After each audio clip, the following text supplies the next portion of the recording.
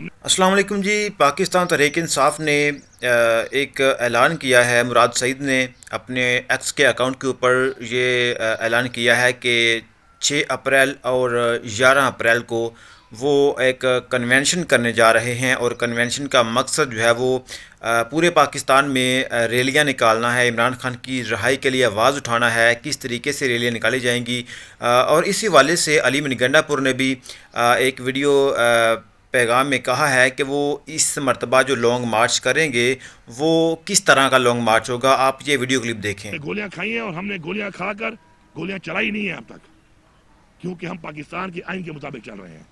लेकिन एक वक्त फिर ये भी आएगा जब हम समझ जाएंगे कि गोलियां मारने वाले पाकिस्तान के खैर ख्वाह नहीं है, तो फिर गोलियां अगर खाएंगे तो हमारे बाजार ने गोलियां चलाई भी हैं, हमें गोली चलाना भी आता है, असला भी हमारे पास है, अच्छी गोली भी चला लेते हैं। और वो जो हमारे पे गोलियां चला रहे हैं ये भी हम में से है, कोई बाहर के नहीं है, या मेरा भाई है या आपका भाई है।